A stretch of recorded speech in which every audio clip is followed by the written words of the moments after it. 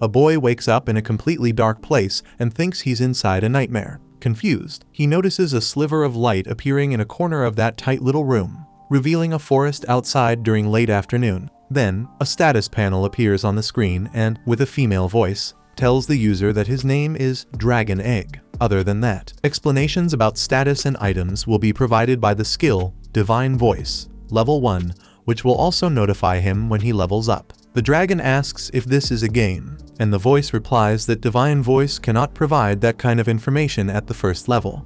He asks who he's talking to and where he is, but the system repeats the same answer as before. Nervous, the dragon ends up moving the egg too much and falling from the top of the tree where it was, gaining the skill Fall Resistance. Besides losing HP, the dragon also obtains the title Clumsy. Living up to that title, the poor thing rolls downhill and almost falls into a lake. At the water's edge, he sees his reflection and gets scared when he confirms that he really is an egg. A very valid reason to panic. However, the system corrects him, explaining that he is actually a dragon egg, an F-rank creature that will give birth to a real dragon, but will die if it breaks too early. The egg has no power at all and almost no intelligence because its brain is still developing, and even though it may one day become a feared dragon, an egg is still considered a great gourmet appetizer, and adventurers usually eat one whenever they find it during expeditions, unless the mother is nearby, of course. Confused by all this talk about dragons and adventurers, the egg ends up rolling even further down a slope, raising his rolling level from 1 to 2. Speaking of development, the dragon realizes he's able to minimally control his rolling and, with some practice, starts making a few turns and adjusting his speed better.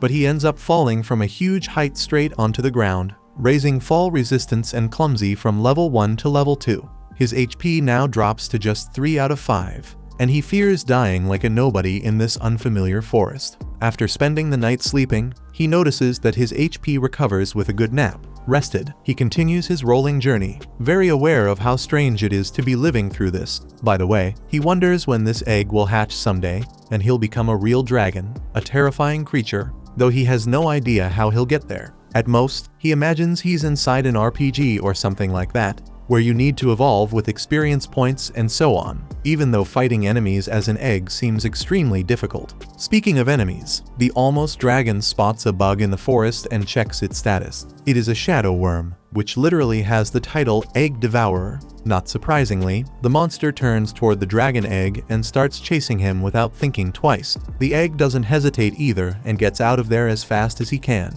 Truth be told, even though he worked a lot on his rolling yesterday, he figures he won't escape this one with that alone, so he manages to think of a strategy to defeat the creature, even under enormous pressure. Soon, when he gets near a cliff, the egg makes a maneuver to leave the worm at the edge, and then, managing to get behind it, he pushes the monster off. Even though he falls together with it, the worm's own body cushions the fall and doesn't damage the egg. Suddenly, the shadow worm lifts its body and emits a strange energy, making the egg think this is really the end. However, the insect ends up collapsing and dying for good. With that, the winner earns 12 experience points, and because of his new title, Wandering Egg, he also receives a bonus exp. Realizing that he truly evolves when defeating enemies, the egg concludes that he really is in an RPG. From this moment on, he is a level 5 dragon egg, reaching the maximum level needed for the next evolution phase. Thus, a development tree is shown to him, where 2 transformation options appear. Baby Dragon, Rank D. Little Dragon, Rank D+. The Little Dragon is a dwarf race of dragon, capable of reaching a smaller maximum size than usual, and feared by adventurers because of its fire breath. The Baby Dragon, however, has very tender meat, considered a delicacy delicious when seasoned. This race isn't very good for combat because its fangs are too small, but its advantage is having the potential to grow and become various species of dragons in the future, even though most end up becoming prey for adventurers. After such an unappealing description of the baby dragon, the egg chooses to become a little dragon, since it seems like the safer option. But suddenly, 2 magical hands appear and touch his shell, saying that he should aim for the top and grow strong, because expectations for him are high. The system then warns that Divine Voice has risen to level 2. When the voice disappears, the egg reflects on what he just heard, and even though he felt safer becoming a little dragon, it's true that the baby dragon can evolve well if it survives. With that, his choice is made, and the egg hatches, giving life to his new race, Baby Dragon. From there, the system notifies him about his new level 1 title, Son of the Dragon King, where all resistance skills below level 5 receive a boost. Aside from that, he also gains abilities like Dragon Scale and Baby Breath. Checking his status window, his stats increased considerably, but it seems his HP and MP do not return to maximum after he evolves, which means he needs to sleep anyway to recover. Finally, the dragon thanks the Shadow Worm for providing that pile of experience points, but setting that aside, the little monster begins to feel a huge hunger the moment he lays eyes on the insect. It's true that the worm is grotesque, but the dragon's instincts speak louder, begging for the winged monster to devour its prey and regain strength for the next challenge. Since that's the case, even if he wasn't comfortable with it, the dragon dives into the worm and viciously feeds on his victim. After all, according to him, you can't grow without consuming protein. To be completely honest, the baby dragon slept just as his race claims, like a baby. When he wakes up on the trunk of a tree, for a moment he thinks he's going to look at his paws and see that, in reality, they're his human hands and he has returned to his previous life. However, no such thing. There he is, in this strange new world. The only conclusion that seems obvious to him is that, even though he has no idea how, he ended up reincarnating in another universe, where he lives inside an RPG in the skin of a child dragon. Thinking about it now, the dragon can no longer clearly remember who he was before this. He only has the feeling that he used to be human, as if his memories had been devoured just like the Shadow Worm. Speaking of which, when he looks back, the winged lizard notices the sudden presence of several shadow worms very close to him. And now that he is leveled up, he no longer feels the slightest fear of that type of enemy. On the contrary, he attacks the entire group without hesitation, tearing them apart one by one and accumulating enough experience points to reach level 3 as a baby dragon. With that, he gains access to Baby Breath, a fire ability that greatly increases his combat capability, making his path to more and more experience points much easier. In that same fight, due to the number of enemies defeated, the baby dragon acquires other skills like Dragon Punch, reaching as high as level 15. Then, after finishing off all the worms in the area, his stomach starts rumbling again. Even with all the insects available for him to eat, the dragon thinks about eating something different this time, and then he spots a handful of mushrooms near a tree. However, after eating those fungi, all he gets is an intoxication that makes him throw everything up, which teaches him a valuable lesson. Don't eat random mushrooms without knowing what they are. At least, the clever little guy acquired the skill Poison Resistance, although his clumsy title has now increased to level 3. Next, the baby dragon quickly realizes he won't survive just on insects. So after feeling sick from the mushroom, it's time to look for a new prey, something with more substance. Going deeper into the forest, the dragon comes across a level 6 gray wolf, whose stats are weaker than his. Right away, he thinks it would be a great idea to hunt that wolf. So, showing impressive speed, he positions himself next to the lupine creature and scorches it with fire. In fact, by doing that, he notices he could turn his victims into a nice barbecue, which ends up improving his cooking skills in this wild world. Separating a grilled piece of meat and taking a bite, he concludes that this is exactly what he needed. As time goes by, the baby dragon starts enjoying hunting gray wolves and grilling them, eventually reaching level 20. Since he needs to reach level 25 to evolve again, the baby believes it shouldn't take long, although he notices he's leveling up more and more slowly. At least he's practically becoming a professional grill master from roasting so much meat, which means he's adapting to this new life without too many problems.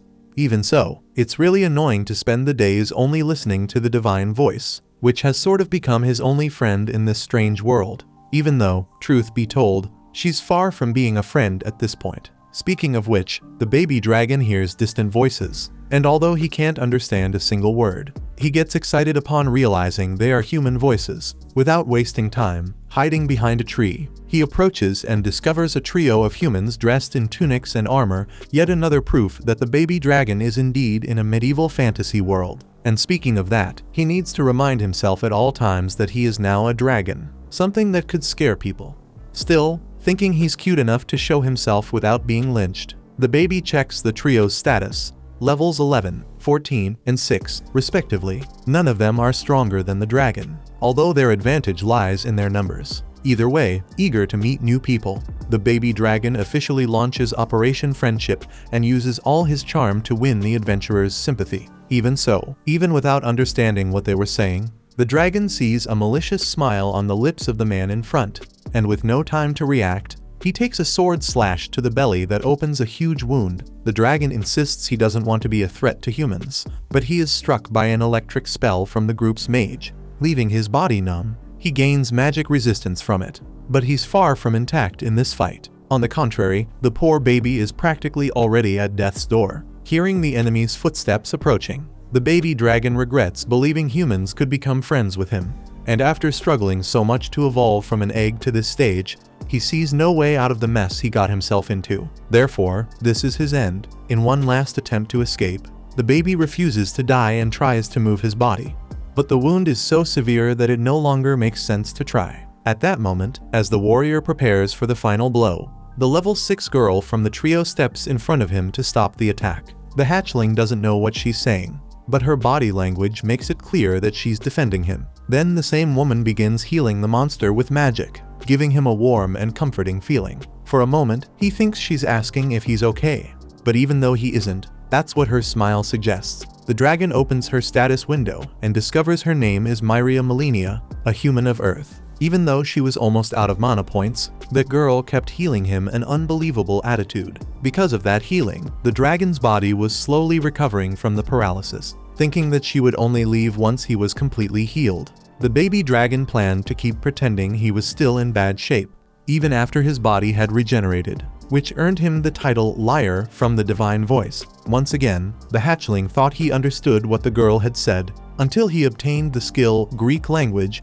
suggesting that he would understand people better and better as he leveled up this technique. Suddenly, a sinister sound from some creature echoed through the forest, and the two men from the trio, who were farther away, began screaming in despair. Myria ran to help, but the baby dragon grabbed her by the sleeve. Judging by the screams of the two guys who were stronger than she was, the hatchling was certain that the healer would die easily, especially since she had no mana points left. Even so, Myria pulled free from the dragon and kept running to help her companions. Meanwhile, because he hadn't been completely healed, the dragon's body was still partially paralyzed, preventing him from moving. Desperate, he forced his body to get up and, driven by the desire to help that girl, he broke through the paralysis and ran after her. Soon, when he reached the source of the noise, he found himself facing a C-rank stone hatchling, with an absurd HP of 197. Around the giant creature, Myria and the others were lying on the ground, apparently unconscious. Finally, the stone monster turned toward the baby dragon and attacked. By a hair, the baby escapes death with a jump, and, after hiding in the bushes, he thinks about how stupid he was for believing he could win by working with humans. By the way, he also questions in what way that guy is supposed to be a dwarf, because the thing is huge. Then he sees Myria fallen on the ground and realizes that, although she is alive, the enemy is going after her. So, determined to keep her from being killed for good, the baby runs toward her, but he is interrupted halfway by intrusive thoughts telling him to run away. Suddenly, the divine voice grabs hold of his body, making him admit to himself that he really does not have the necessary skills to defeat a creature of that size. But he refuses to simply abandon someone who saved him not long ago. With that, the baby moves toward the opponent and, when attacked by its tail, he rolls and earns the title King of Evasion, and even manages to hit the enemy's head using that same move. When he lands on the ground, he notices that the mage of the group has kicked the bucket, but the warrior is still alive. Keeping in mind that he could still save these people, the baby continues using his rolling technique to deal with the enemy, having developed great mastery over this skill after spending time as an egg. However, of course, his idea is not to defeat this monster, but to lure it away so he can later return and rescue the people. Even so, the stone dragon stomps the ground and lifts a huge amount of dirt, striking the baby directly, who is shocked that this thing even has an area attack. For that reason, knowing that dodging isn't very effective, the baby jumps toward the enemy and throws a fire punch. However, the enemy regenerates and makes even clearer that it cannot be defeated. Still, the little guy sees this as his chance to put Myria over his shoulder and escape.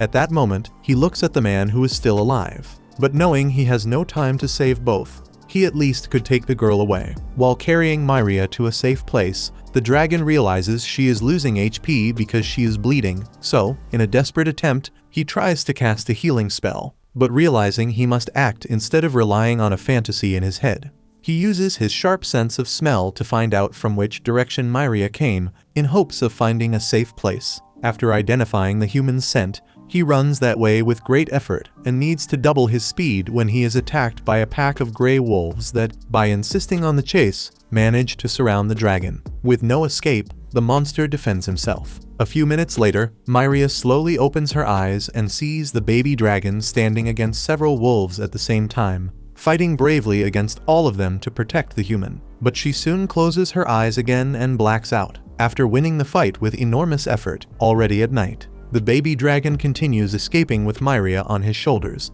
However, he begins to reach his physical limit. Luckily, just as he is about to collapse, the dragon finds a human village and cries out for help. Unfortunately, the humans do not understand what he is saying. They only hear the horrible growls of the creature he truly is. So the men who hear the sound run outside armed with work tools to protect themselves. One of them even drives a spear into the dragon's leg, and the poor creature can do nothing but hold Myria on his shoulder and beg for help.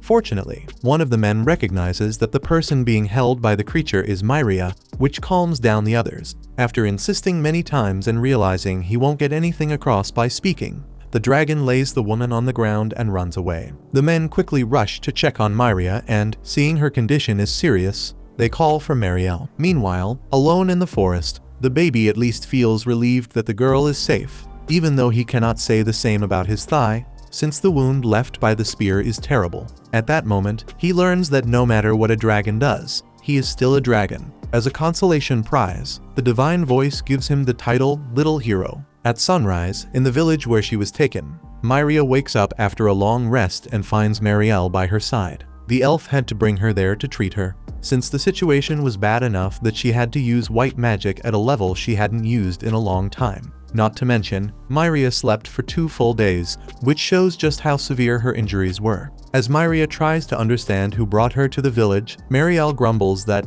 as she had always said, the human shouldn't have let Daz influence her like that. Speaking of which, Myria asks if her companions are alright, and her friend says that Grants is dead. His body was found in the forest, and, from what was said, something very heavy fell on top of him. She also comments that she never imagined Daz would try fighting a stone dragon again, which was a huge stupidity, thinking about it now. Either way, the men didn't find his body, but judging by the situation, he was probably devoured. Believing she is the only one who survived, Myria can't hold back her tears and blames herself for not convincing Daz to turn back before it happened. For her part, despite everything, Marielle is satisfied with the girl's survival, especially because she knows how much Daz isn't the type to listen to others. Even so, Myria doesn't think he is a bad person. If there is something she admires about that man, it is the fact that he is always the first to face the monsters that approach the village. And that was one of the reasons he was such a big influence on the kids. However, something was different on the day they went into the forest. Myria had seen Daz arguing with a man in the tavern just because he said Daz wasn't capable of defeating a stone dragon, since he had run from one last time. Annoyed, the adventurer argued that that was 10 years ago, and today he certainly was capable of taking that monster down. Obsessed with this, the man went after Grants and Myria to join him on a dragon hunt. According to him, Marielle allowed this expedition, although Myria reminded him that the elf had already made it very clear that she should not accompany this guy if he tried to face the stone dragon. However, Daz used emotional blackmail, saying that he and Grants would go after the monster anyway, and that, if the woman didn't go with them, the two of them would possibly be killed. Concerned for her friends, Myria agreed to go with them, as long as Daz promised they would leave if things became too dangerous. Regretting what happened, Marielle states that Daz died because of his huge ego. On the other hand, she celebrates the fact that Myria managed to reach the village despite her severe injuries. Since she brought it up, Myria asks if someone carried her back, and the elf simply says that she was attacked by a monster outside the village. Confused, Myria only remembers that she lost consciousness when she was attacked by the stone dragon, and only woke up now, so it would be impossible for her to have returned on her own. But Marielle insists that this is the only way, since no villager went into the forest that night except for the expedition trio. In fact, as far as the elf knows, Myria was found unconscious at the entrance of the village and was about to be attacked by a monster, but Gregory scared the creature away. Faced with these facts, Marielle believes her friend lost her memory after the intense trauma she suffered. Trying hard to remember what happened, A brief memory of the baby dragon fighting wolves appears in the human's mind, so she asks what the monster that attacked her looked like. But the elf has no idea, since it had already disappeared when she arrived at the scene. Speaking of him, the little hero wakes up and is surprised to have recovered all of his health, something he did not expect considering the severity of his injury. In the end, this seems to be an advantage of being a dragon, since a human would never have the same regeneration. Worried about Myria, the dragon wonders how she is doing. Although he saved the girl, the baby knows he could have easily been killed by that giant creature, because even though he became stronger after evolving, he still couldn't compete with that thing. Everything could have been different if he were more powerful. Therefore, the baby dragon is shaken by a strong desire to become stronger. Driven by his determination, the baby dragon uses a very clever strategy to lure several shadow worms into one place to farm exp. In this case, he hung one worm on a tree, forcing the creature to use its Call Allies skill, thereby controlling the exact spot where reinforcements would appear, what could be called the perfect trap. Because of his idea, the baby dragon was rewarded by the divine voice with the title Path of Evil, which he honestly did not like very much. Regardless, the little guy couldn't waste the opportunity he created, so he went straight for the monsters. Despite admiring their loyalty for coming to help a friend, the baby dragon roasted all of them and leveled up to 25, meeting the requirements for his next evolution. Excited, he is presented with his possible options: Mini Dragon, Mini Angel Dragon, Child Dragon, Marble Child Dragon, Plague Young Dragon. Confused, the first thing the baby notices is that the last one seems quite sinister.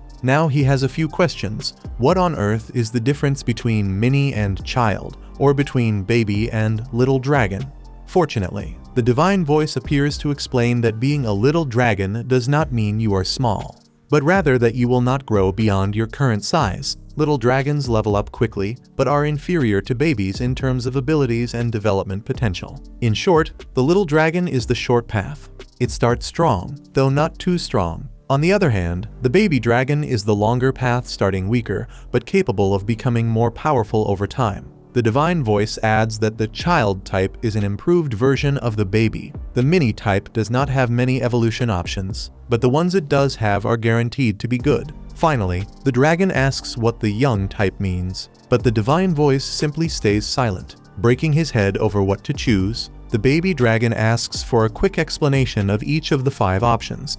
So, the divine voice begins again. The mini dragon is small, like the little dragon, but has slow growth and few evolution paths. In exchange, it can evolve further if it shows potential. The baby thinks this option is terrible because of its slow growth and few future paths, so he discards it immediately. As for the mini angel dragon, known as the helper spirit, this dragon devotes its life to helping others. But although it is good with white magic, it is not effective in combat. Assessing this option, the baby doesn't like the idea of being weak in battle, but he remembers how much he wanted healing magic like Myria. Next, the child dragon is the natural evolution of the baby dragon, which, as it grows, strengthens its physical abilities, something that greatly appeals to the baby, as it is a recommended path for his current class. Moving on to the marble child dragon, these dragons have undergone a mutation and have a drop-shaped pattern on their skin. They possess more magical power than most other dragons. The baby considers this option, thinking it would be good to have strong magic in the long run, and the mutation sounds like something special. Lastly, the plague young dragon, the first step toward becoming an evil dragon that spreads disaster wherever it goes. Although they are known for dying young, they are extremely intelligent and can take on human form, even if they live solitary lives. At the end of the explanation, the baby dragon was covering his ears since he no longer considered this option due to its horrible traits. But he ended up hearing the part about being able to take on a human form, which could be his big chance to enter villages and try to live a normal life without being stabbed in the thigh by a spear. From that point on, he weighs everything and is left with a cruel dilemma, since, as we all know, this class has plague in its name for a reason, just as the divine voice said. On one hand, the lizard knows this seems like a terrible idea, but he also worries a lot about Myria, and he wants the ability to transform into a human so much so he can live a pure and honest life alongside his friends, and if everything goes wrong, he can simply return to normal. With that in mind, the baby dragon decides, once and for all, to become a young plague dragon. After transforming and looking at his reflection in the water, the poor thing begins to regret it. because he truly looks like an evil being. Then he learns from the divine voice that his status check ability has leveled up. So now he can analyze the details of each technique he has. Besides that, the divine voice itself has reached level 2, and the young plague dragon has gained the skills Flight and Dragon Scale Dust. His bite ability evolved into poisonous fangs, and he also received several other powers that give the dragon a headache. Lastly, he receives the title Calamity, and the villain title has risen to level 2. Starting to become genuinely worried about the class he chose, the dragon checks his abilities and cannot find human transformation anywhere, which was the one thing he wanted most. Desperate, he demands explanations from the divine voice, but it cannot provide that type of information at his current level. After lying down for a while to reflect on everything that's happening, the young plague dragon collects his thoughts for a moment and tries to figure out other important things, such as who the divine voice even is. Again, it says it cannot give information about that. So the dragon turns his attention to Dragon Scale Dust. The divine voice explains that when the dragon flaps his wings, he can spread a weakening miasma that affects everything around him. At the maximum level, he can poison entire nations simply by flying over them. Hearing that, the young dragon flaps his wings and immediately kills a flower, making him realize he is basically a walking biological weapon. Next, he asks for an explanation about his pestilent breath ability, which is basically blowing an infected breath in the enemy's face. Besides causing serious debuffs, it is extremely contagious, so much so that it once exterminated an entire civilization. More and more worried that he might be the villain of this story, the reincarnated boy asks if the titles he received are at least something other than evil. The voice explains the first one, Mini Hero, granted to those who have shown modest courage and whose kindness might one day lead them to a more advanced heroic status. This title provides a slight increase in the damage of certain weapons, as well as having a deep impact on the dragon's evolutionary path, thinking he might escape the evil path if he keeps leveling that title. The young plague dragon asks about the villain title. The divine voice explains that it is meant for diabolical villains who leave mountains of bodies behind, laughing wickedly as they count how many people they have killed in their lives. This title grants a small increase to dark-type powers, makes learning white magic more difficult over time, and reduces regeneration rate, also being highly influential in the dragon's evolutionary path. Terrified once again, the young plague dragon thrashes on the ground, certain that he made the worst possible choice. Meanwhile, Myria and Mariel check the protection stones spread throughout the village, since they create a barrier around the territory and must be working perfectly. In reality, this barrier is a charm spell that subconsciously discourages creatures from passing through it, but it is ineffective against monsters with strong determination or a very clear goal in mind, making Myria wonder if, in the end, that little creature really was trying to protect her. Either way, since that thing managed to get past the barrier, Mariel needs to make sure it never happens again. So the two head to the next protection stone for the elf to cast a spell on it. At that moment, Myria admits she has a strong feeling that she was saved by that little dragon in the forest. The elf asks if the human is developing feelings for a monster, and Myria quickly explains that she is not. The friend then explains that monsters evolve into different forms and become stronger as this happens, and that they can level up by hunting other creatures. Different types have different maximum levels, and once a monster reaches this peak, it evolves a rank, then repeats the process until it becomes more and more powerful. Myria finds it hard to believe that people in the past discovered the nature of monsters, but Mariel doesn't understand what the woman means, since she herself already told Myria these things 11 years ago. The issue, according to the human, is that she was only 5 years old at the time and so short that she had to look up to face the elf. Feeling like she was called short, Mariel looks at Myria with a face that says she could easily commit several misdeeds against her. Setting that aside, she explains that special people appear from time to time, capable of hearing the divine voice and sharing information about monsters, levels, and everything else. For example, there are saints and heroes responsible for humanity, knowing everything it knows about this subject. In any case, in summary, every creature seeks only power, which makes them increasingly ferocious and dangerous. If that dragon really saved Myria, the elf is certain that one day those fangs will turn against the human, because monsters are nothing more than reflections of their own instincts, and it is not wise to place human expectations on a being that is nothing more than that. In the end, coexistence between monsters and humans is simply incompatible. Speaking of him, the young plague dragon doesn't give up after realizing he is on the path to becoming the villain of the story. On the contrary, he promises himself he will evolve very quickly so he can return to the right path. Just like in Ice Sky stories, he wants to be the hero, not the demon king. Above all, he needs to learn human transformation so he can go to Myria's village. Finally, the dragon begins his journey in search of XP to level up and get out of this situation as soon as possible. But the bad phase keeps following him. After all, the poor guy is suddenly tangled in a web while calmly walking through the forest. And if the web was strong enough to hold a dragon, it's only fair that the one responsible for it is just as strong. In this case, a giant spider shows up to wrap up her dinner with her D-rank strength. Besides being trapped, the dragon assumes he's not capable of defeating an enemy with that kind of power. But when he receives another burst of web, he needs to act quickly.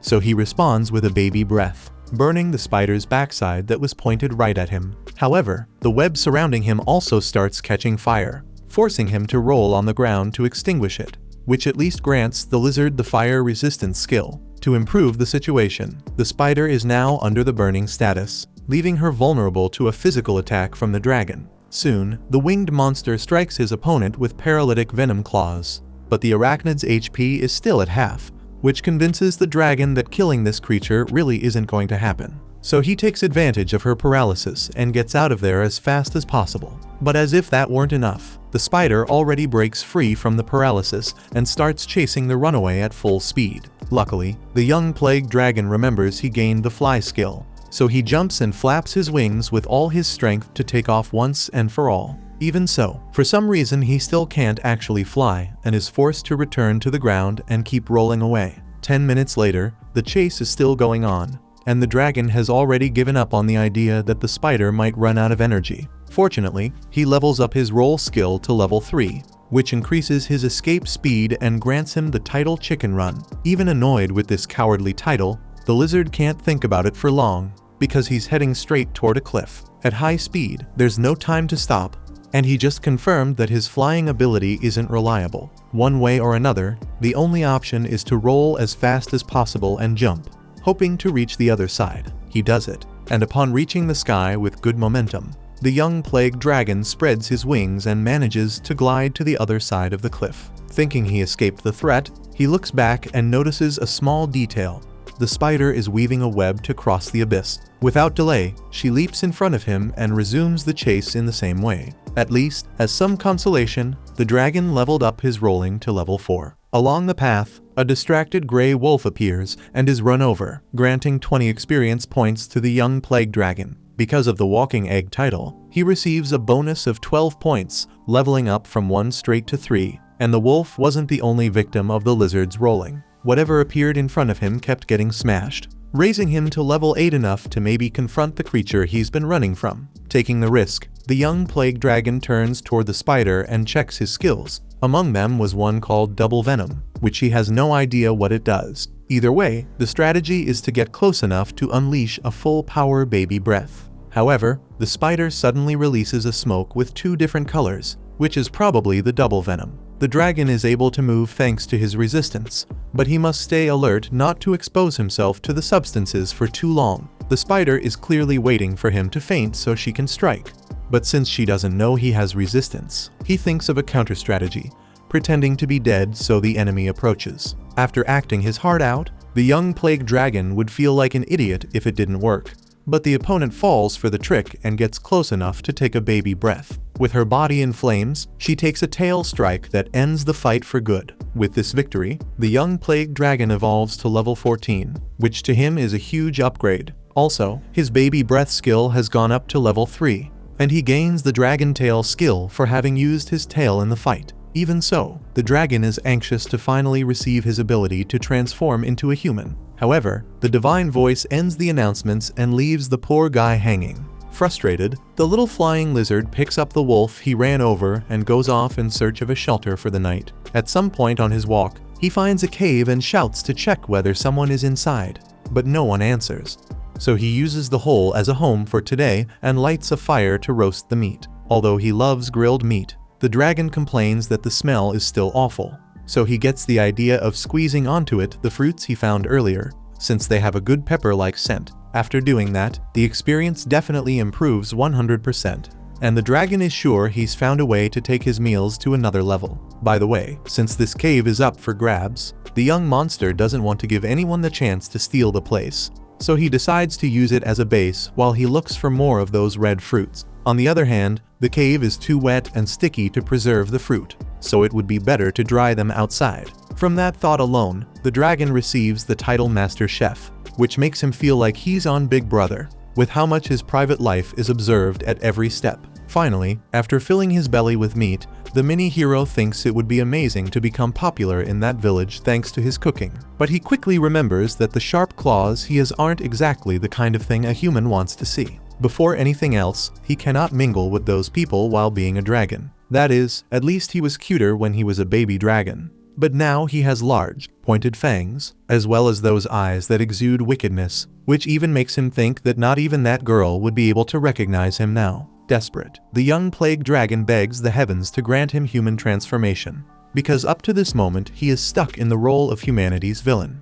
However, his prayers are not answered. Meanwhile, in a tavern in the village, Myria finds out that Dawes was seen by Mr. Burt's at a nearby pond while he was fishing. Out of nowhere, at a certain moment during the fishing, Dawes simply walked past him and, mumbling something, went into the bushes. Upon hearing this story, Mr. Burt's friends think he is making it up, since he drinks every day. Although the fisherman insists that he did not see things, everything was very clear to him. Seeing that the woman is acting strangely, one of the men sitting at the table asks Myria not to blame herself for what happened, but she says it's fine and leaves without further explanation. Without wasting time, she tells Marielle that she is going into the forest after Dawes, but the elf puts her foot down because of the danger involved. Besides, if Dawes were really alive, he would already have returned to the village. Even so, Myria suggests that a search party be formed to go after the man, but the elder does not want to put anyone's life at risk. On the other hand, since her friend is obviously desperate, the elf promises to ask the Adventurers Guild to investigate the case. The next day, after having eaten and slept well, the young plague dragon feels ready to evolve a lot, until he finally obtains his ability to transform into a human. After washing his face in a lake, he sees something strange at the water's edge, as if it were a slime or something like that. However, when he looks at the creature's status, the dragon's head begins to throb with so much pain. At the same time, the status view skill rises from level 3 to level 4, even though the dragon cannot see the attributes of that gelatinous monster. Before he noticed it, the lizard was attacked by fragments of slime that had separated from the main body to chase after their target. Obviously, the young plague dragon ran off without thinking twice and ended up hiding behind a tree. After catching his breath, he remembered that he had managed to roughly analyze that thing's status, and it didn't seem like anything special, but either way, he decided to drop the whole mess and get away from the trouble, so he could continue along another path. With that in mind, the dragon wandered through a part of the forest and came face to face with a stray jar that sparked his curiosity. Maybe it was filled with fruit or something else worth eating. However, instead of that, the jar itself revealed it was actually a monster. The Tartajar, which if you didn't catch it from the name is a jar that resembles a turtle. Unsure whether he was looking at a jar or a turtle, the flying lizard charged in with a dragon punch, but the blow only took a measly 1 HP from the opponent, which felt humiliating from the attacker's perspective. Since things were going that way, he raised the bar and started hitting the jar in every way he could think of. But the creature used its sleep ability to keep recovering its HP, basically protecting itself with its shell while regenerating during the fight. Tired of the nonsense, the young plague dragon grabbed the supposed turtle to see if it really knew how to swim, then tossed the creature off the cliff that ended in a river. With that, he earned 36 experience points and, because of his walking egg title, got a few extra points as well, leveling up from 14 to 15. On top of that, he gained the title Rogue King, and his Malefactor title leveled up from 2 to 3. However, aside from these last gains, another situation didn't look promising at all. A whole legion of Tartajars appeared to help their friend who, upon being thrown off the cliff, had used its Call Allies skill which, unsurprisingly, called its allies. To raise the stakes, the army of walking jars merged into one, forming the Tartajar Megazord, which was literally one climbing on top of another their choice, becoming a mountain of jars or turtles. The young plague dragon, for his part, didn't acknowledge them at all. He simply grabbed the first jar at the base of the stack and threw it at the vertical line of enemies, shattering all of them at once. With that, he acquired the meteorite skill. He also earned 594 experience points, not counting the walking egg bonus, and that took him straight from level 15 to 30. This also raised his flight skill from 1 to 2, and status vision from 4 to 5. Without a doubt, the dragon realized that defeating an entire group of Tartajars had been the best thing he could have done. Speaking of which, he checked the jars those creatures used as shells and noted that they didn't seem to be made of material as sturdy as you'd expect. Setting that aside, the important part was that he now had enough meat to eat until he felt sick. But speaking of feeling sick, he thought it would be good to have a little salad to balance his diet. And lastly, since the topic was balance, what was really leaving the poor guy shaken was the fact that he still hadn't unlocked his long-dreamed-of ability to transform into a human. And it was even more frustrating knowing he had leveled up 10 times and that damn skill still hadn't shown up. Suddenly, while walking through the forest, the young plague dragon saw the sky glowing with an intense purple light, along with the sound of footsteps among the trees. Cautious, he advanced quietly, searching for the source of the noise, and eventually found some kind of bear wandering through the woods. On the other hand, there was something strange about that animal, especially the way it walked. Since it was too far away, he couldn't see its status, but he could at least check its species. It was a mud bear, meaning a Barurso, a D+ rank monster. Even though the level wasn't that high, he couldn't afford to underestimate it, especially because it had good recovery skills. Since it was the same level as the young plague dragon, he wondered whether he could take it head-on. But what caught his attention most was the fact that the creature was made of mud. Maybe, after defeating the bear, he could mold the mud using fire and build a custom jar to serve as furniture for his shack. With that idea in mind, the winged lizard took advantage of the mud bear being distracted and approached quietly, climbing onto a strategic tree trunk that offered the best angle for an attack. Once ready, the dragon leapt in and was already smiling at the easy victory, but was caught off guard when the bear simply opened its belly, revealing an interior full of mud spikes, as if its torso were an Iron Maiden, that medieval torture device. Afraid of being lovingly embraced by that paradise of spikes, the dragon relied on agility, using his roll skill, which gave him the mobility he needed to avoid becoming paste inside the beast's artificial stomach. With a sequence of rolls no comment, the dragon managed to take 15 of the bear's 40 GP. But as the divine voice had made clear, this creature had excellent restoration abilities, and of course it used that skill to return its health to full. Seeing the situation, the dragon rolled around the mud bear while thinking of a way to finish it off. At his current level, defeating this opponent in a single blow was out of the question. The strongest thing he had learned so far seemed to be meteorite, but obviously he couldn't grab a monster this big and toss it like he had done with the Tartajar.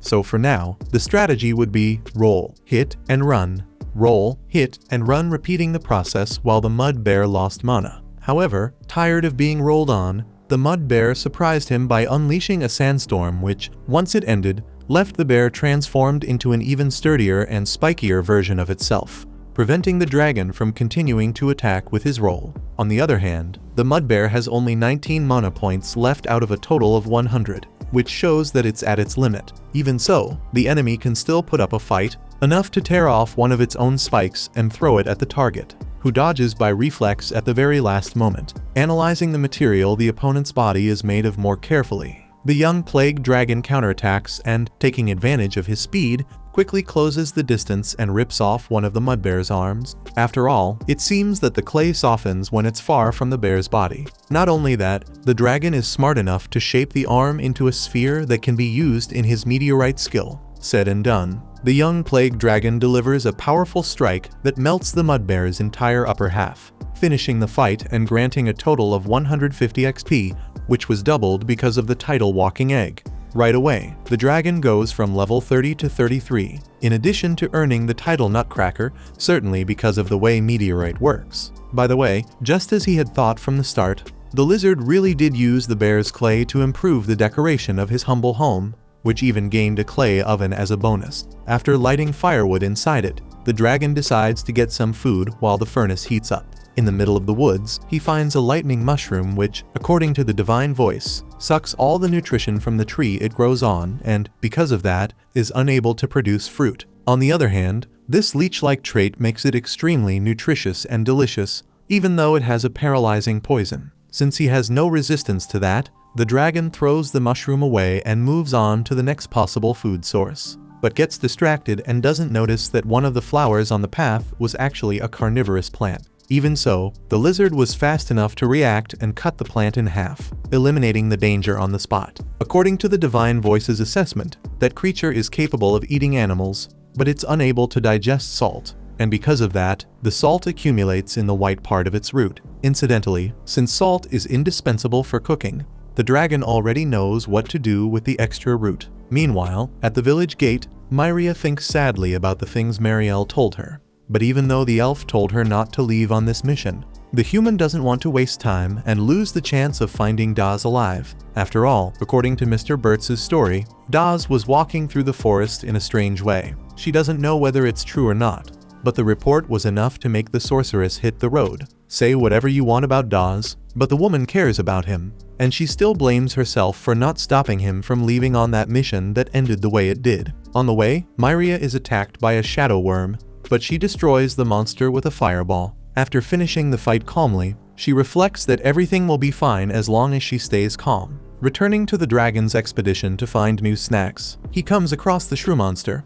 a creature capable of moving at higher levels and attacking people, and its flavor, which resembles meat, makes it a highly desired delicacy. Happy to have found something decent to eat, the dragon then encounters another strange mushroom, this time called Moro Troja, which, unlike the others that were at best level C in value, has an A-level value. This mushroom is so valuable that it can restore an entire nation's economy if well cultivated. As if that weren't enough, it's a hallucinogen that causes intense euphoria, meaning only positive traits. 500 years ago, people discovered that they could mix this mushroom with certain stimulants, which ended up creating a massive number of drug addicts in that society. Upon hearing that last part, the dragon doesn't think twice before setting fire to the entire cluster of Moro Troja, raising his mini-hero title from level 1 to 2. Meanwhile, Myria hid from a wolf pack running toward the direction she was walking, allowing her to continue her path once they passed. At that moment, the young plague dragon finds a fruit called Piperus, valued at beep, with a unique aroma that stimulates appetite and was, for a time, considered the most popular seasoning. Long ago, the demand for such high-quality spices was so great that this fruit was worth gold. The lizard takes some home to try the spice out. Speaking of home, Myria is getting farther and farther from hers and, as a result, is wandering deeper into the forest. She knows that as she goes deeper, the dangers she may encounter will get worse, so she decides to take another look at the areas closer to the village and then return home. When the dragon returns to his shack, he manages to use the lightning mushroom as a source of electricity to light the cave. Besides that, the oven had already heated enough to harden the clay he had shaped into cooking pots. Without wasting a second, he begins preparing dinner with the delicious ingredients he collected in the woods, resulting in a magnificent dish brought to life by the salt and seasoning. After devouring a portion of the meal, the dragon levels his Master Chef title to level 2, and also gains the Artisan title for his ceramic work. Feeling no nostalgia for his former life, he gets excited thinking about what he'll build next for his home or what he'll cook for tomorrow's lunch. The next day, during a carriage ride, a beastwoman hears that they've arrived at the forest, so she wakes Miss Melcia from her sleep.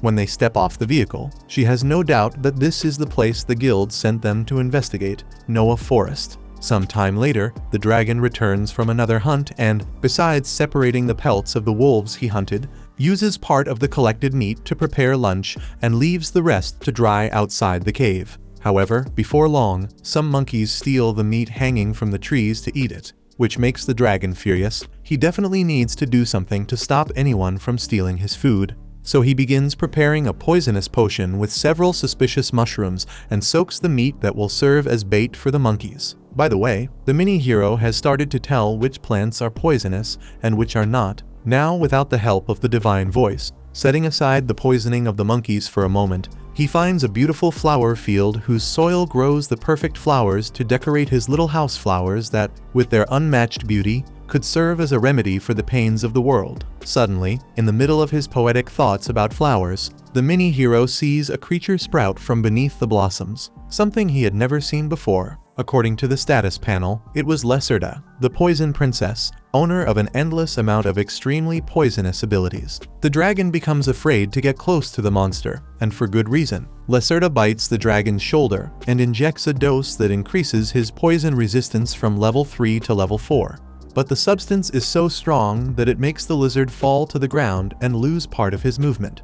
After checking the system to understand what had hit him, the dragon reads that it was a type of special poison, but the divine voice couldn't provide any further information about it at his current level. Not knowing what to do, the protagonist decides to inspect the caterpillar's information to see if he can learn anything. Then the divine voice reveals that the poison princess Lacerda is rank D and is a sneaky creature that poisons its prey and flees, later returning to feed on the victim. The princess's bodily fluid can become an antidote to her own poison, and Lacerda uses this to bargain over whether the victim will live or die, at the very least able to move thanks to his high poison resistance. The dragon plans to capture Lacerda while she waits nearby for him to die. Soon, seeing that she is being chased, the caterpillar starts running in the same style. The dragon usually uses rolling, turning it into a high-speed chase toward the cliff the dragon knows lies ahead, since he himself came across it when running from that spider. In the middle of this, the mini-hero evolves rolling from level 4 to 5, which gives him enough confidence to increase his speed.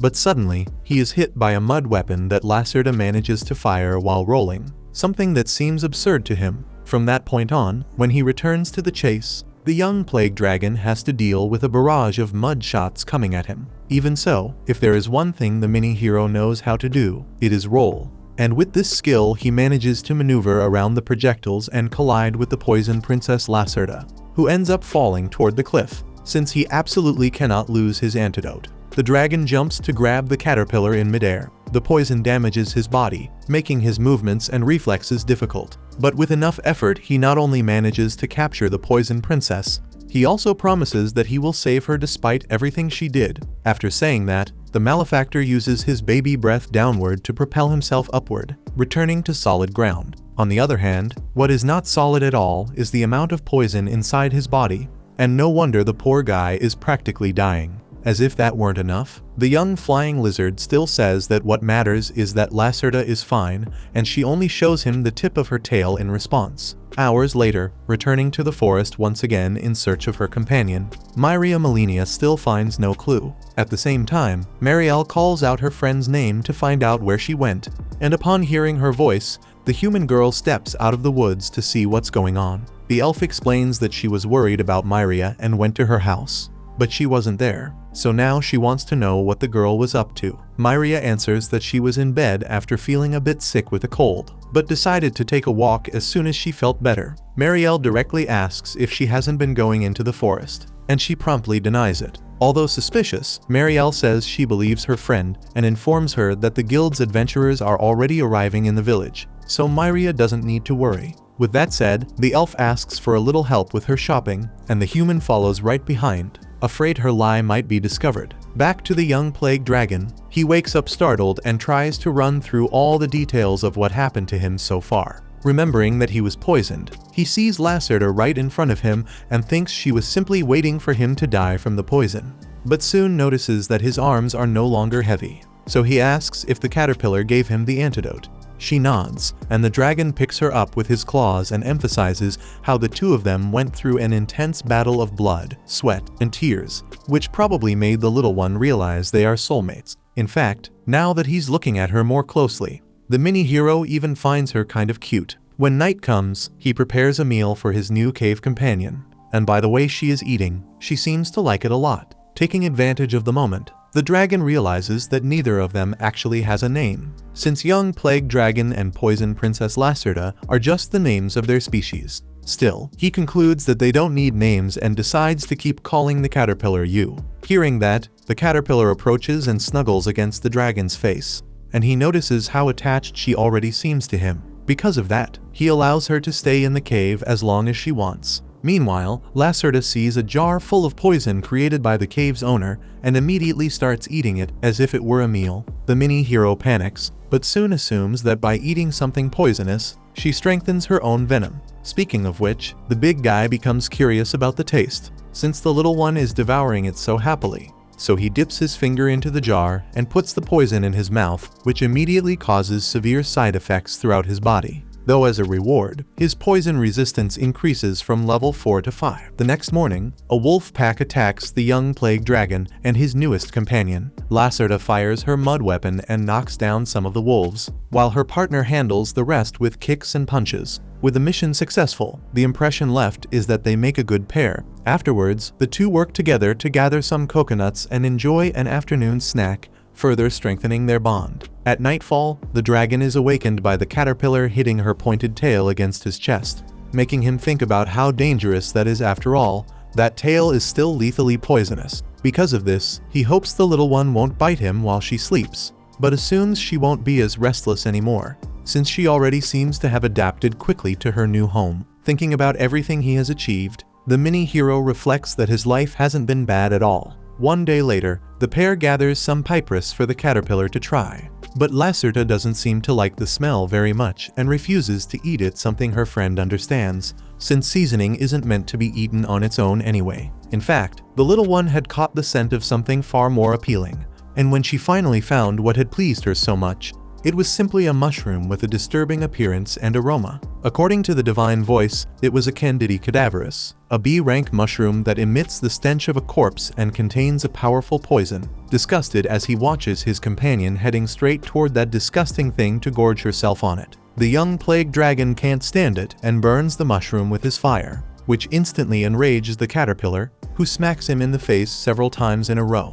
In response, the dragon promises to make it up to his friend by giving her another poisonous plant. Suddenly, Lacerda prepares a mud shot, which makes the poor dragon think he's about to die because of a vulture-smelling mushroom. However, the caterpillar fires toward two animals that were lurking in a bush right behind them, forcing them out and revealing their frightening appearance. Or rather, it was only one animal, a dog-like creature with two heads, that makes the dragon feel a terrible chill down his spine when he checks its status. This creature, called Twin Heads, not only has broken attributes, but also possesses abilities with terrifying names like Gravity and Graviton. This makes the dragon think he has no chance of winning a fight. But the dog also has an ability called Sniff, which makes any attempt to escape much more difficult. In that case, the only possible path seems to be a direct confrontation.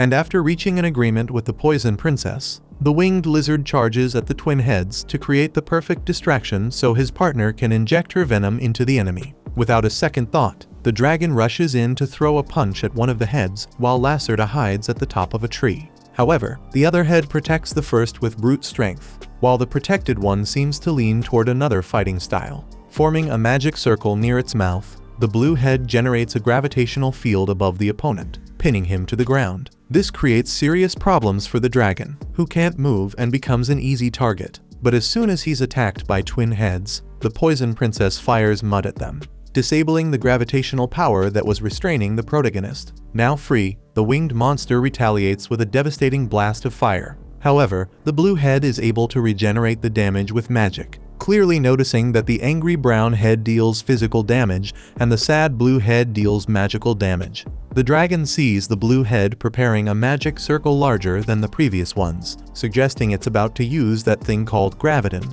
which he absolutely cannot allow to happen under any circumstances. With that in mind, the mini-hero runs as fast as he can toward the enemy to prevent the worst. His reckless approach causes him to get bitten by the brown head, but at the same time, he manages to land a punch on the blue head's face. At that moment being the perfect distraction, Lacerda strikes, biting into the blue head's neck. The venom spreads quickly while the blue head does everything it can to cure the condition. However, seeing its HP drop rapidly and death becoming certain, the brown head simply bites off its twin to prevent the toxin from reaching it. Witnessing this horror show, the young plague dragon promises never to evolve into anything that has two heads. Analyzing Twin Head's status, the winged lizard assumes the remaining dog will no longer be able to use magic till he suddenly notices that these things have an ability called Sacrifice. At that moment, the blue head, despite being severed, flies straight toward the Poison Princess and almost swallows her whole, if not for the caterpillar's great agility.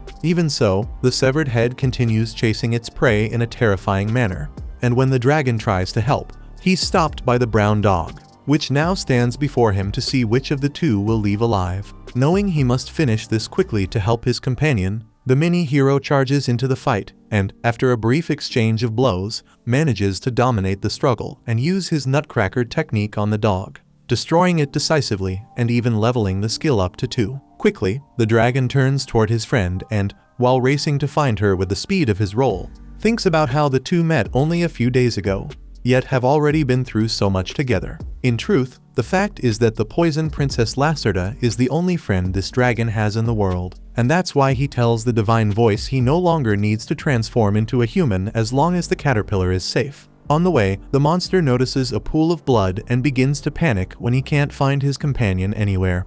Then suddenly, Lacerda crawls out of a bush, extremely wounded. The blue head appears again, flying at a terrifying speed to attack the caterpillar once more. But the dragon intercepts it with a flurry of punches that turns what's left of the dog into pizza dough once and for all. Without thinking twice, the winged monster runs to check on his friend and expresses how happy he is to see that Lacerda is still alive. At the same time, the dragon receives 234 XP and gets irritated with the divine voice, since he doesn't care about leveling at that moment, but then he hears the system reveal that he has acquired the skill human transformation. And speaking of human, Myria Melania goes to Marielle to inform her that she has cleaned the entrance and the hallway. Since this village never receives visitors, Myria admits she's curious to know what these people are like, and Marielle assures her she'll find out soon. The young woman comments that the book in front of her friend looks quite old, and the elf explains that it's about monsters, believing the girl would like to read it. Marielle picked it up from the library.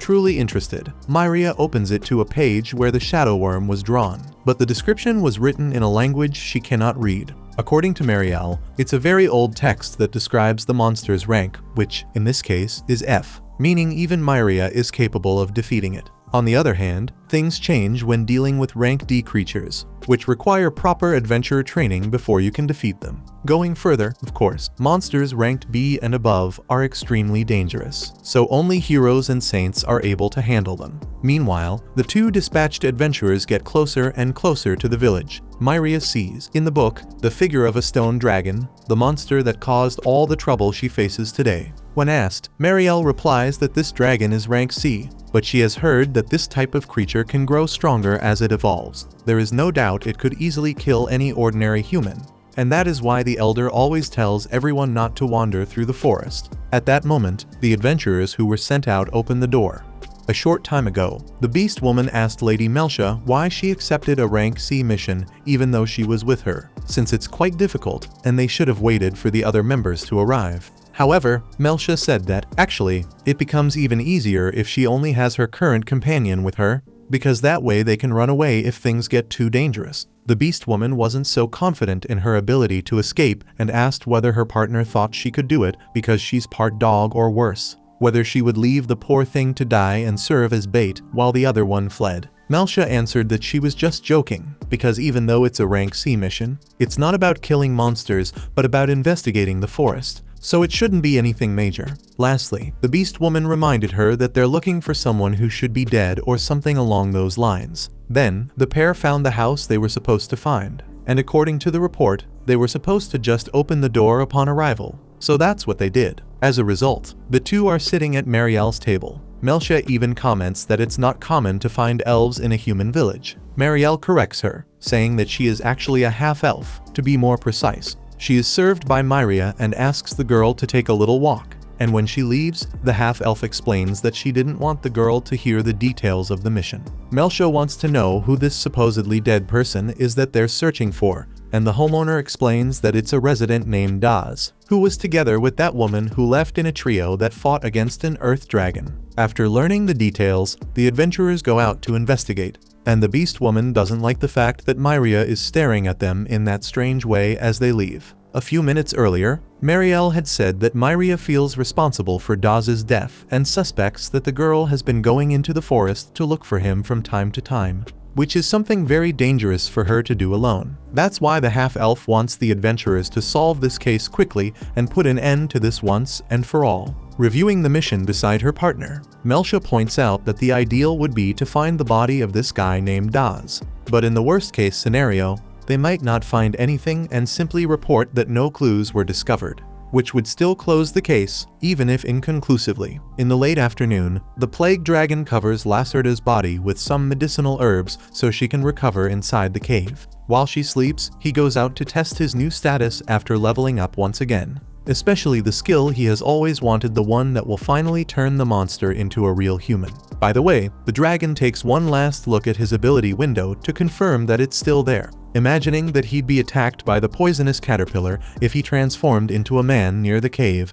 The dragon moves as far away as he can while pretending to himself that he absolutely does not want to go back to that village and see Myria again. However, in the end, he admits it to himself, lamenting that he received this ability right now, when he was beginning to accept that he would live without it. Now, whatever the case may be, the question is what the guy will do if he actually becomes human. Because he definitely does not want to be separated from Lacerda or the cave, while at the same time it would be nice to live in a human village. In that case, the mini-hero thinks it might be interesting to try living in both places, alternating 3 days in each. After all, earning the trust of humans would be incredible, and the young plague dragon can't wait to see whether he would be a handsome man or maybe even a beautiful woman. Why not? The important thing would be staring at his own reflection in the river all day long. Unable to wait any longer, the winged lizard casts his transformation ability and feels an invasive and painful reaction taking over his body, twisting and reshaping his limbs into a very questionable form.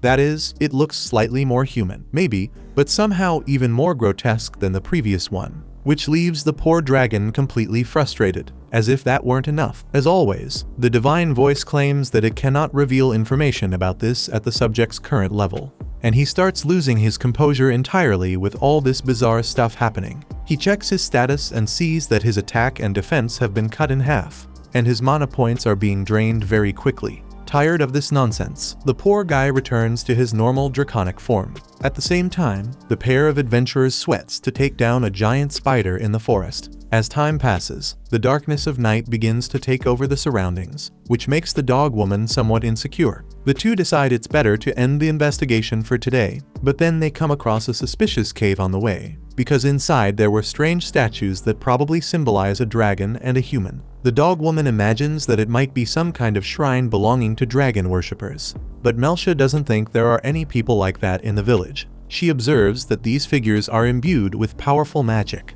while her partner uses her sharp sense of smell to detect the scent of strips of meat hanging outside the cave. Given the situation, Melcia decides to investigate inside and finds utensils that could easily belong to a human dwelling. And the cave is incredibly illuminated by glowing mushrooms on the walls. In a huge jar, a large amount of seasoning is stored, the well-known red fruit both women know as piperus. The beast woman thinks about taking some of this rarity home, but the human completely disagrees, since the place looks more like a hideout for bandits, and it's best not to leave any trace behind. Speaking of which, the pair is caught red-handed by Lacerda, who had woken up and was now staring at them like a guard dog. However, the caterpillar seems to give up after turning around and disappearing, while Melcia says that this creature is known as the Princess of Poison, and not without reason. For that reason, the human wants nothing more than to get out of there as fast as possible. In the meantime, outside, the plague dragon is deep in thought until Lacerda alerts him for some reason. In reality, the dragon already knows what it's about, since he saw the two intruders entering the cave, and he expects both of them to be amazed by the first-class dacre he built himself in his humble home. Honestly, he wanted to show up and tell them everything about how he put his little house together, but he quickly comes back to reality and remembers that he's nothing more than a monster, and his presence would cause a massive commotion.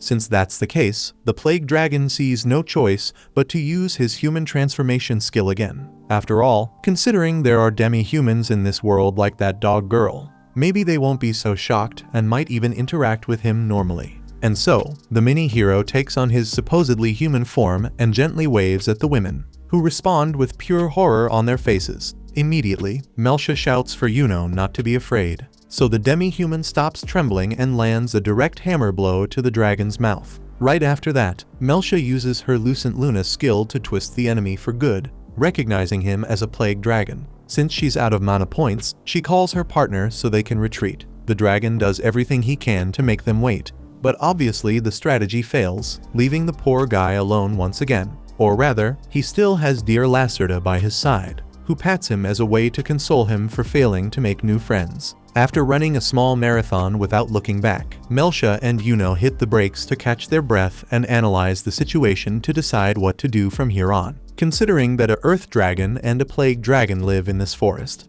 There's no way the two of them can walk around safely unless they look for reinforcements. Because the truth is that this place is really dangerous. So the best thing to do is slip away quietly and return with more people. At dawn, the young plague dragon leaves his cave after a good night's sleep. Despite the beating he took just a few hours earlier, he goes to the strips of meat drying on the rack and grabs one for breakfast, feeling like his body has already recovered from yesterday's strange adventure. Ironically, even though the day had been marked by the long-dreamed of human transformation, the truth is that it ended up being a huge mess after all. Now, to make up for the bad trip he went through, the dragon decides to set up a well-planned revenge to cheer himself up again. So he goes to the poison princess and tells her that some stupid monkeys keep wandering around the cave and stealing his food. So it would be good if his partner poisoned the meat outside so the simians could learn the final lesson of their lives, but it has to be a good poison. One with no smell or color that makes it too obvious. Hearing that, Lacerda goes to an empty jar and spits a viscous substance with no scent and no color.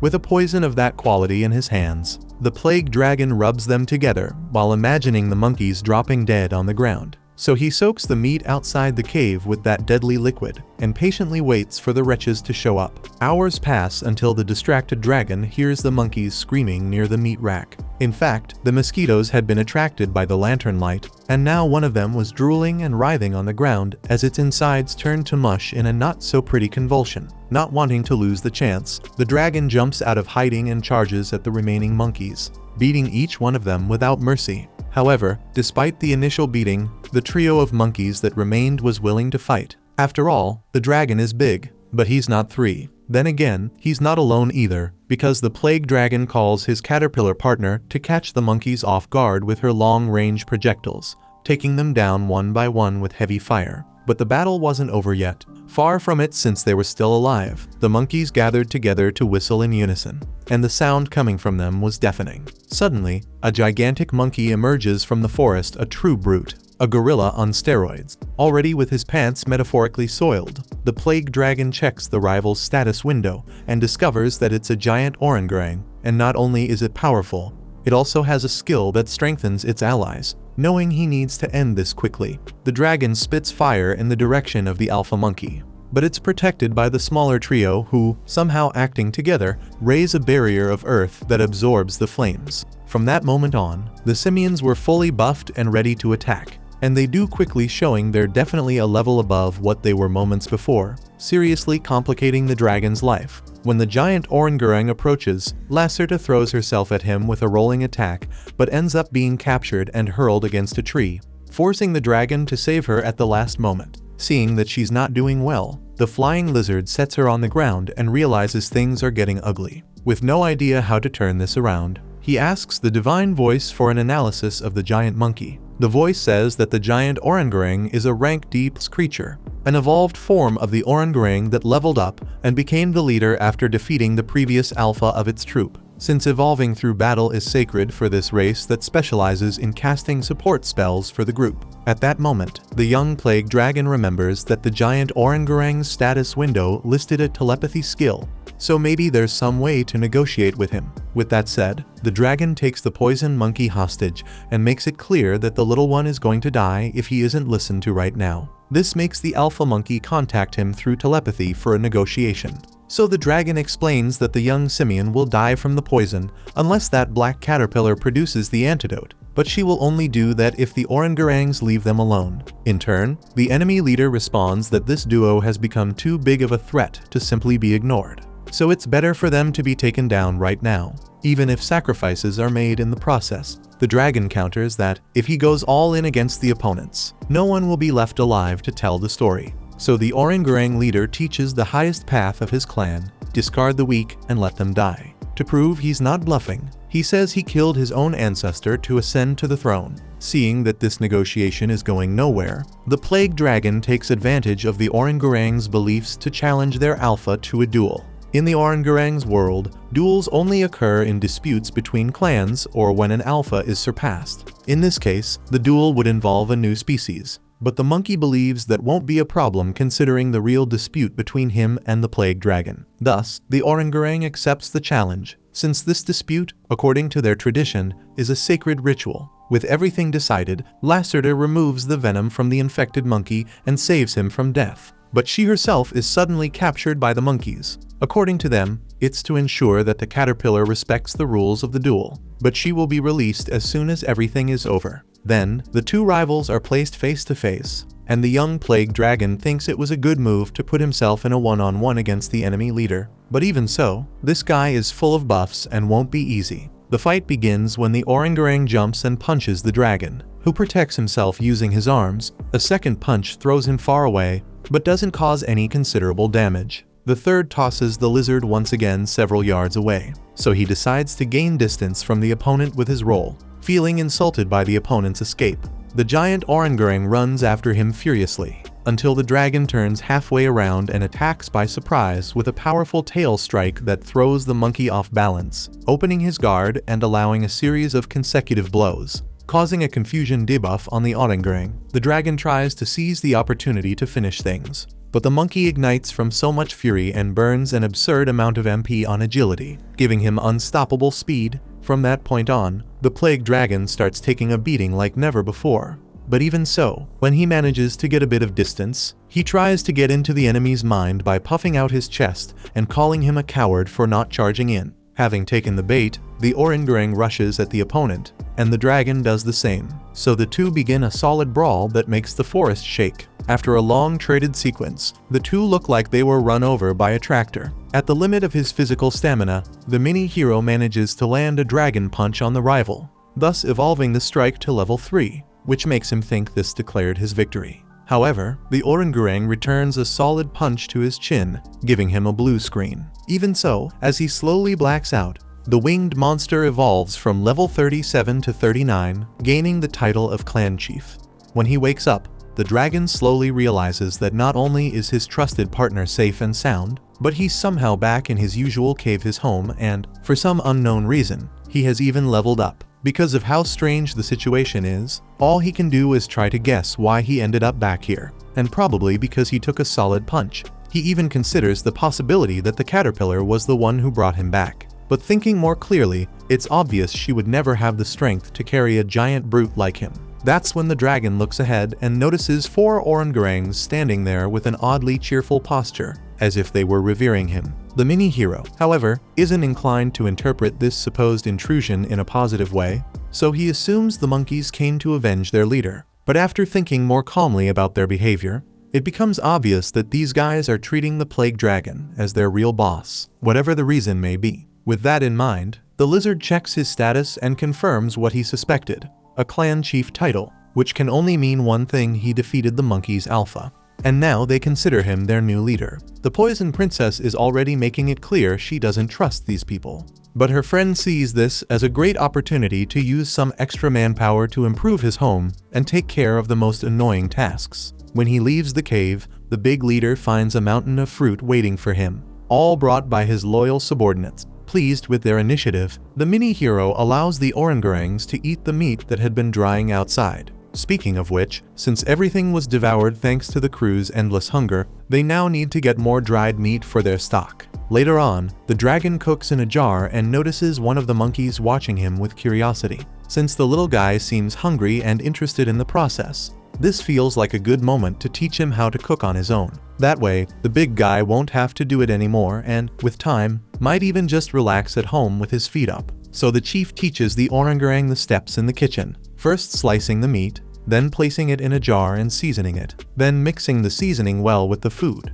and finally letting it rest. After showing the step-by-step process, the dragon is satisfied with his teaching ability, but something definitely feels wrong. And indeed, Poison Princess Lacerda is nothing but pure fury, not even trying to hide it as she parades her anger around the cave without explanation. Setting that aside, the mini-hero plans to put the orangutans in charge of the dried meat, but he starts to worry that he'll have nothing left to do if every task ends up in the monkey's hands. Also, now that there are 4 extra cave companions, it's obvious they'll need more stored food, which could turn into another headache. Either way, first and foremost, they need more jars to store food, and that's exactly what the dragon goes outside to make. Once he's out there, another monkey seems quite intrigued by how the lizard molds clay, so he gives him a chance to learn, and looking at the animal's status, one of his skills is literally called Nimble, which suggests they already have technique for this sort of thing, not to mention their long, slender primate fingers, meaning it's much easier for them to work with pottery.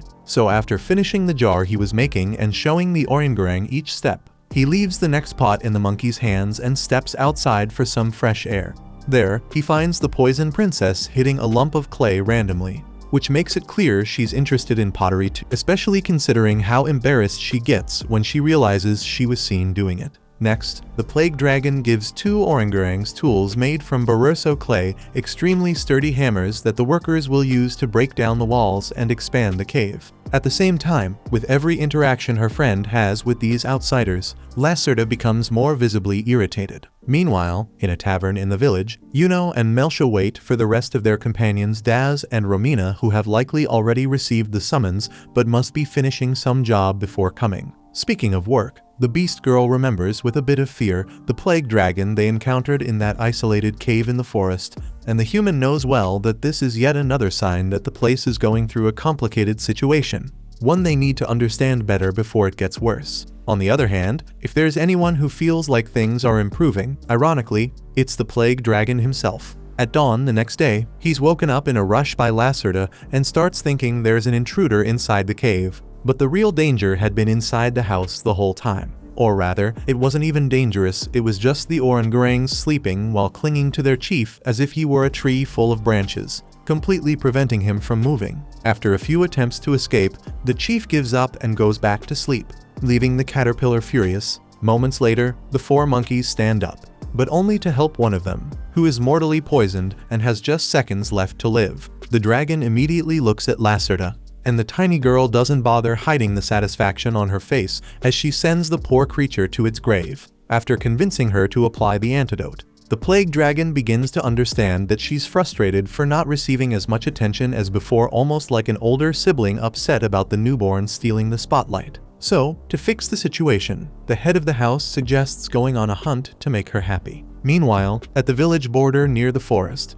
Myria can no longer bear the anxiety of waiting for Daz's return. Days have passed since the adventurers set out to look for him, but nothing new has been discovered so far, which leaves the woman increasingly distressed and unwilling to accept the situation. Eventually, she decides, once and for all, to resume the search for her former companion herself. Back to the plague dragon. He's happily thinking about how he's just 1 level away from evolving again. Today is the day he'll finally manage it, and he's excited to see how strong he'll become next, especially now that this strength is important to help keep the cave functioning with more people living there. On the other hand, Lacerda doesn't seem happy at all, despite her partner's effort. It's probably because the orangutangs were invited to the hunt, and they're far from intelligent, constantly hitting each other with Barroso's tools.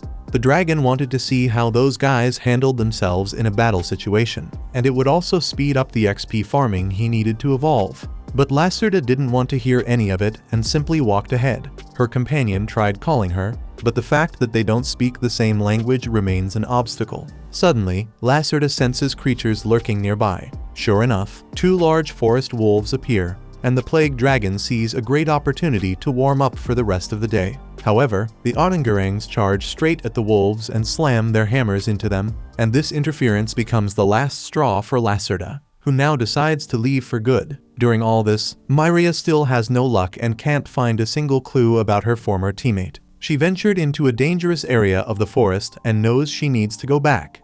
But the sudden appearance of a figure resembling Daz grabs her full attention. It looked like a zombified version of the man, but overwhelmed by anxiety and guilt over his disappearance, Myria didn't think straight and got too close. Then mysterious beings reveal the glow of their eyes in the darkness of the forest. Nearby, the plague dragon tries apologizing to the poison princess, but seeing that there's no point in trying to justify the orangutang's presence, he suggests a hunt with just the 2 of them, no one else. From her affectionate reaction, it becomes clear what the little caterpillar thinks of that invitation. With her kindness restored, the dragon takes the chance to make it clear that his friend is the most important thing in his life, and that this will not change. However, a woman's scream echoes in the distance, and the mini-hero immediately recognizes Myria's voice. She is definitely in danger somewhere close. Desperate to help her, he hesitates only to wonder whether there might be other humans with her. If so, he could end up suffering at their hands again, as usually happens. Even so, the dragon pushes past his fear and races toward the girl using his extremely fast roll.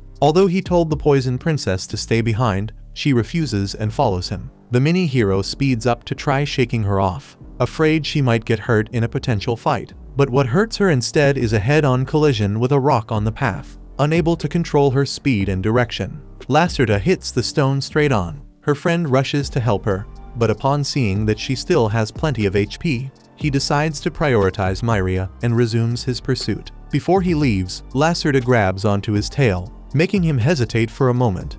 But since the human might be in serious danger, he sticks to his decision. His mini-hero level rises from 2 to 3, and his malefactor level from 3 to 4. Ignoring all that, the plague dragon continues rolling at full speed. Meanwhile, Myria is being surrounded more and more by canine creatures that don't look friendly at all. As one of them gets close enough to pounce on her, the mini-hero arrives just in time to knock the predator away, placing himself in front of the human to protect her. The dragon analyzes the enemies using the divine voice and discovers he's facing a group of Mahawolf's lower rank D wolves that use a third eye on their foreheads to share their vision with the rest of the pack, making them excellent group hunters, expecting more of them to arrive because of that annoying ability. The dragon tries checking their stats, but is blocked due to his low level. To make things worse, their status windows were trembling in a bizarre way, which leaves the winged lizard deeply worried. Regardless, the fight begins in full when the pack attacks together. The dragon knocks down the one in front with baby breath and crushes the other two with a precise body blow.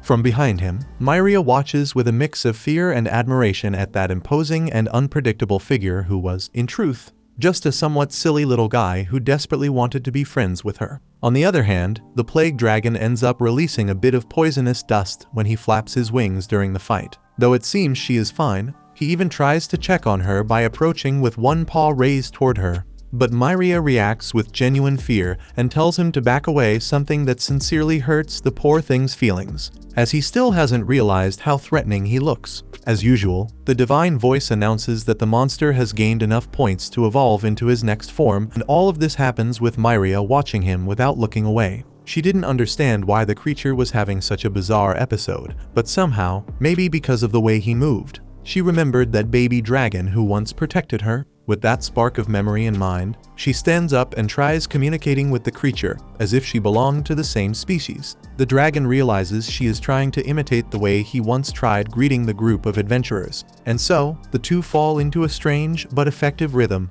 enough to understand that there was, in fact, some kind of connection between them. However, their communication is interrupted by the arrival of several Mahawolfs. The plague dragon places himself in front of Myria once again to protect her. But instead of facing the beasts, this time he puts the girl on his back and runs away with her as fast as he can. Check out these videos appearing on your screen and subscribe so you don't miss the next part.